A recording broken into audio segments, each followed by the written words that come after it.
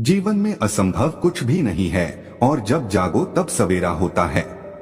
अगर आपको ये लगता है कि मैंने बहुत से बुरे काम किए हुए हैं और अब इन गलत कामों को सुधारने के लिए कोई भी विकल्प नहीं है, तो आपको गौतम बुद्ध के जीवन की ये कहानी एक बार अवश्य सुननी चाहिए। एक दिन बुद्ध श्रावस्ती के ही एक गांव में भिक्षाटन के लिए पहुंचते हैं। जब बुद्ध गांव में प्रवेश करते हैं तो देखते हैं कि पूरे गांव में सन्नाटा छाया हुआ है। दूर दूर तक कोई व्यक्ति नजर नहीं आ रहा था। बुद्ध उस गांव के पहले द्वार पर जाते हैं और कहते हैं, भिक्षाम देहि, परंतु भीतर से बाहर कोई नहीं आता। बुद्ध दूसरे द्वार पर जाते हैं परंतु कोई दरवाजा नहीं खोलता। बुद्ध तीसरे द्वार पर जाते हैं परंतु उस द्वार से भी कोई व्यक्ति बाहर नहीं आता। फिर अचानक से एक दरवाजा खुलता है जिसमें से एक व्यक्ति बाहर निकलता है। वो जल्दी से बुद्ध का हाथ पकड़ता और उन्हें अपने घर में ले जाता है और कहता है, क्षमा करें बुद्ध, परंतु इस समय आप बाहर नहीं जा सकते। उंगलीमाल को श्रावस्ती की सीमा पर देखा गया है। सभी गांव वाले डर के मारे अपने अपने घरों की खिड़कियां, दरवाजे बंद करके बैठे हुए हैं। बुद्ध उस व्यक्ति से पूछते हैं, कौन है ये उंगलीमाल और उससे इतना भय क्यों है? वह व्यक्ति कहता है, उंगलीमाल एक राक्षस है। उसे जो भी मनुष्य मिलता है, बच्चा, वृद्ध, स्त्री या पुरुष, यहाँ तक कि सन्यासी भी, वो किसी को भी नहीं छोड़ता। महाराज प्रसन्नजीत के सैनिक भी उससे डरते हैं। बुद्ध उस व्यक्ति से पूछते हैं, क्या वो ये सब धन के लालच में करता है? वो व्यक्ति कहता है, नहीं, धन का उसे कोई लालच नहीं है। वो जब भी किसी मनुष्य पर वार करता है तो उसकी उंगली काटकर अपने गले की माला बनाता है, इसलिए उसका नाम उंगलीमाल पड़ गया है। और यह भी सुना है कि जब उसके गले की माला में 100 उंगलियां पूरी हो जाएंगी तो उसकी विनाशक शक्तियां और भी ज्यादा बढ़ जाएंगी। बुद्ध कहते हैं, आभार आपका, जो आपने मुझे उसके बारे में बताया। फिर वो व्यक्ति बुद्ध से कहता है कि कृपा कर आप बाहर न जाइए, क्योंकि वो आप पर भी वार कर सकता है। बुद्ध कहते हैं, भय से अपनी राह छोड़ दो, ऐसा मैंने कभी नहीं किया। मुझे भिक्षा मांगता देख जन जन के हृदय में उंगलीमाल का भय कम होगा। फिर वो व्यक्ति कहता है, नहीं बुद्ध, आप मत जाइए, वो बहुत ही ज्यादा खतरनाक है। बुद्ध कहते हैं, वो खतरनाक नहीं बल्कि दुखी है और मुझे उसके पास जाना होगा क्योंकि उसे मेरी आवश्यकता है। इतना कहकर बुद्ध उस व्यक्ति के पास से चले जाते हैं। कुछ दूर चलने के बाद बुद्ध वन में प्रवेश करते हैं। वन में चारों ओर एक सन्नाटा छाया होता है। दूर दूर तक ना तो कोई मनुष्य और ना ही कोई पशु पक्षी दिख रहा होता है, परंतु बुद्ध अपने मार्ग में आगे बढ़ते रहते हैं। अचानक बुद्ध के सामने उंगलीमाल आकर खड़ा हो जाता है। उसका रूप इतना डरावना होता है कि कोई भी व्यक्ति उसे देखकर ही भयभीत हो जाए। उसके गले में उंगलियों की माला होती है। चेहरा और हाथ रक्त से सने होते हैं और शरीर बलशाली होता है। उसका रूप इतना भयानक होता है कि किसी भी साधारण व्यक्ति के प्राण तो उसे देखते ही निकल जाएं, परंतु बुद्ध पर उंगलीमाल के इस डरावने रूप का कोई भी असर नहीं होता। बुद्ध कुछ क्षण तक एक शांत मुस्कुराहट के साथ उंगलीमाल की तरफ देखते हैं और फिर उसकी बगल से निकलकर अपने मार्ग में आगे बढ़ जाते हैं। बुद्ध को ऐसा करते देख उंगलीमाल को ये समझ नहीं आता कि उसके साथ ये हो क्या रहा है। वह मन ही मन सोचता है कि मुझे देखकर लोग या तो भाग जाते हैं या मुझे देखकर ही मर जाते हैं या फिर मुझसे अपने प्राणों की भीख मांगने लगते हैं। मैंने कई सन्यासियों को भी मारा है, परंतु मैंने आज तक कोई ऐसा व्यक्ति नहीं देखा जो मुझे नजरअंदाज करके अपने मार्ग में आगे बढ़ जाए। या तो इसने मुझ पर ध्यान नहीं दिया होगा या फिर हो सकता है कि यह देख ही ना सकता हो, परंतु मुझे इससे क्या, मुझे तो अपनी उंगलियों की माला पूरी करनी है। उंगलीमाल बुद्ध को आवाज लगाता है, ए साधु रुक। फिर भी बुद्ध उंगलीमाल को नजरअंदाज करते हैं और अपने मार्ग में आगे बढ़ते रहते हैं। उंगलीमाल और ज्यादा क्रोध में भरकर बुद्ध को आवाज लगाता है, ए साधु रुक। फिर भी बुद्ध उंगलीमाल को फिर से नजरअंदाज करते हैं और अपने मार्ग में आगे बढ़ते हैं। उंगलीमाल तीसरी बार बहुत ही ज्यादा क्रोध में भरकर आवाज लगाता है, ए साधु रुक। फिर बुद्ध रुकते हैं। उंगलीमाल बुद्ध के पास जाता है और कहता है, मेरे आदेश देने के बाद भी तू रुका क्यों नहीं? बुद्ध कहते हैं, मैं तो बहुत पहले ही रुक चुका हूँ, तुम ही चलते जा रहे हो। उंगलीमाल ये समझ ही नहीं पाता कि बुद्ध क्या कह रहे हैं, परंतु वो इतना जरूर समझ जाता है कि सामने खड़ा व्यक्ति उससे थोड़ा भी नहीं डर रहा है। उंगलीमाल बुद्ध को डराने के लिए चिल्लाकर पूछता है, ए साधु, तुझे मुझसे भय नहीं लग रहा है क्या? मैं आदि मानव हूँ। बुद्ध कहते हैं, नहीं, तुम मानव हो। बुद्ध की यह बात उंगलीमाल के हृदय पर लगती है। पहली बार उसे किसी ने मानव कहा था, परंतु वो इस बात को नजरअंदाज करने का प्रयास करता है और बुद्ध से पूछता है, ए साधु, तूने ये क्यों कहा कि तू कब का रुक चुका है, जबकि तू तो चल रहा था, और तूने ये क्यों कहा कि मैं नहीं रुका? बुद्ध कहते हैं, मैं बहुत पहले ही रुक चुका हूँ, यानी मैंने ऐसे सारे बुरे कृत्य करना पहले ही छोड़ दिया है जिससे किसी भी व्यक्ति को कष्ट पहुँच सकते हैं।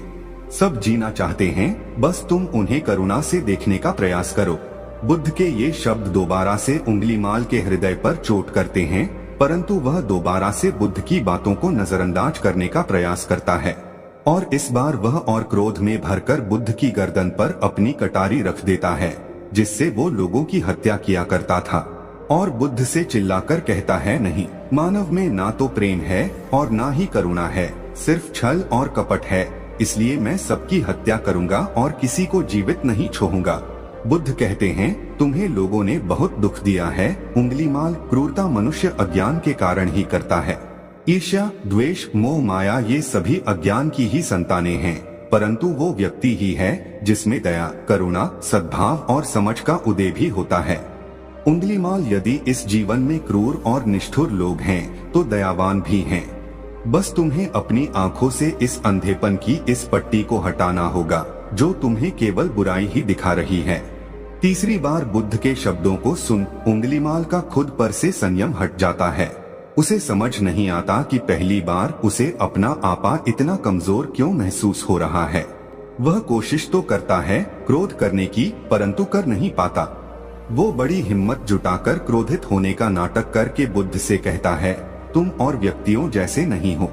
बुद्ध कहते हैं, मैं हर व्यक्ति जैसा ही हूँ, बस जागृत हूँ और यह सिद्ध कर रहा हूँ कि हर व्यक्ति में जागने की क्षमता है। मेरा मार्ग क्रूरता को दया में परिवर्तित करता है। उंगलीमाल, तुम अनजाने में घृणा के पथ पर हो, बस इस क्षण रुक जाओ। तुम्हारे भीतर भी ये क्षमता है कि तुम दया और करुणा के पथ पर चल सको। इतना सुनते ही उंगलीमाल के हाथ से कटारी जमीन पर गिर जाती है और उसकी आंखों से आंसू बहने लगते हैं। भला कोई कब तक बुद्ध को अनदेखा करेगा?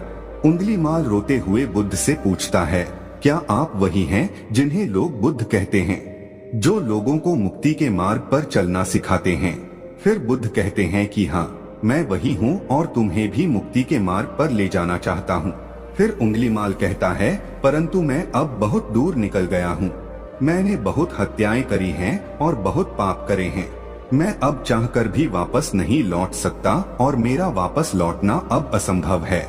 बुद्ध कहते हैं, असंभव कुछ भी नहीं, जब जागो तभी सवेरा। उंगलीमाल कहता है, मैं अब पुनः जीवन की ओर नहीं मोड़ सकता, बहुत देर हो चुकी है। बुद्ध कहते हैं, तुम में इतनी चेतना है कि तुम जानते हो कि जो तुमने अब तक किया वह बुरा था। इसका अर्थ यह है कि तुम जानते हो कि क्या अच्छा है और क्या बुरा है। उंगलीमाल, जिस दिन से तुमने अच्छा कार्य करना शुरू कर दिया, उस दिन से तुम्हारा एक नया जीवन शुरू हो जाएगा। फिर उंगलीमाल कहता है, मैं कितने भी अच्छे कार्य क्यों न कर लूं, परंतु लोग मुझे उसी दृष्टि से देखेंगे और मुझे चैन से जीने नहीं देंगे।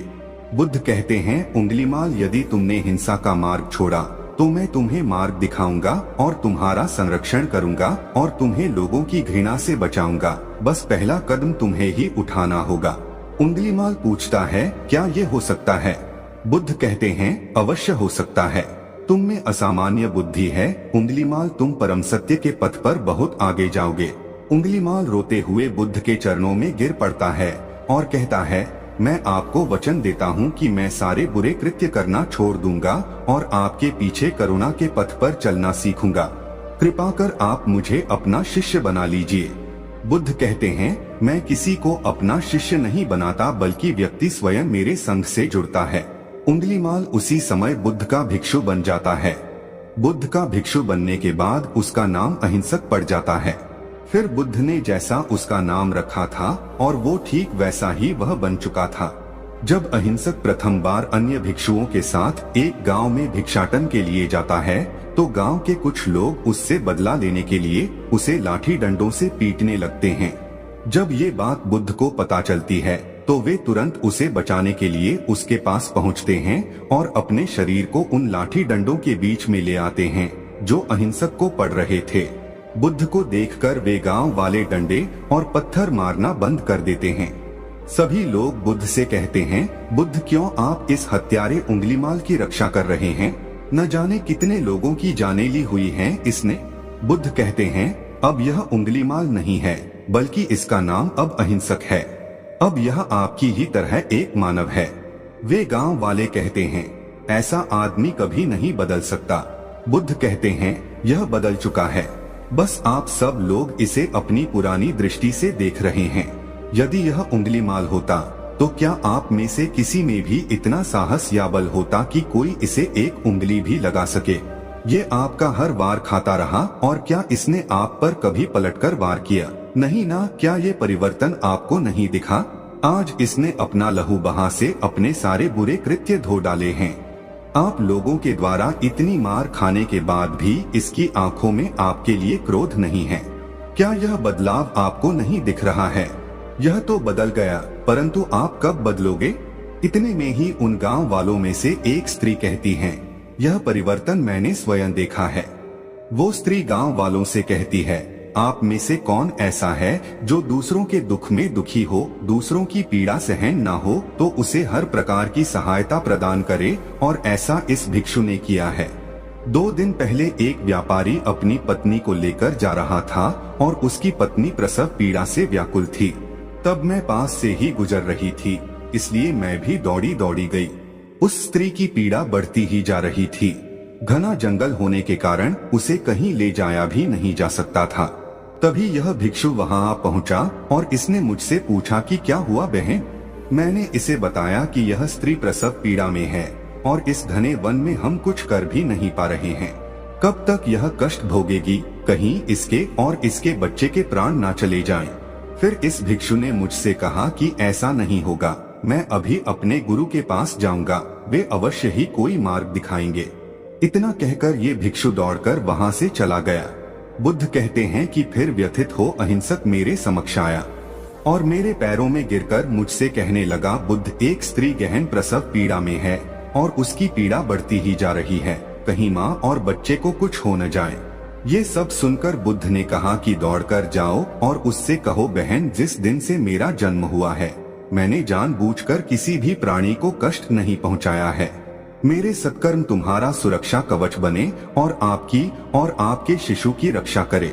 अहिंसक ने मुझसे कहा, परंतु यह तो असत्य होगा बुद्ध। सत्य तो यह है कि मैंने आज तक बहुत से प्राणियों को कष्ट पहुंचाया है। यदि मैंने ऐसा कहा तो वे माता और शिशु उसी क्षण प्राण त्याग देंगे। फिर बुद्ध ने कहा, तो तुरंत जाओ और उस स्त्री से कहो, बहन जिस दिन से मेरा एक नया जन्म हुआ है मैंने सभी बुरे कृत्यों को त्यागा है और उस दिन से मैंने किसी भी प्राणी को कष्ट नहीं पहुंचाया है, और मेरे सत्कर्म आपका सुरक्षा कवच बने और आपकी और आपके शिशु की रक्षा करे। फिर अहिंसक ने बुद्ध से पूछा कि क्या मेरे सत्कर्म उन्हें बचा लेंगे? बुद्ध ने कहा कि अवश्य यह तुम्हारी अपनी कमाई है, या तो तुम इसे अपने लिए बचा कर रखो या फिर किसी पराये पर खर्च कर दो। अपने कमाए सत्कर्म को किसी पराये पर न्योछावर करने से पहले अहिंसक ने एक क्षण नहीं सोचा और वो उसी समय उस स्त्री और उसके शिशु की जान बचाने के लिए वहां चला आया। वह स्त्री कहती है कि हाँ, यह भिक्षु दौड़कर वहां आया और अभी भी वो स्त्री गहन पीड़ा से जूझ रही थी। इसने अपने दोनों हाथ जोड़े और आंखें बंद करके कहने लगा, बहन जिस क्षण से मैं भिक्षु बना हूँ उस क्षण के बाद मैंने कोई भी ऐसा कृत्य नहीं किया जिससे कि किसी भी प्राणी को कष्ट पहुँचे। मेरे सत्कर्म आपके लिए सुरक्षा कवच बने, आपकी और आपके शिशु की रक्षा करें। और इतना कहते ही उस स्त्री ने अपने बच्चे को जन्म दे दिया। फिर बुद्ध कहते हैं कि दूसरों के दुख से दुखी होने वाला यह व्यक्ति अहिंसक कैसे किसी को दुख दे सकता है?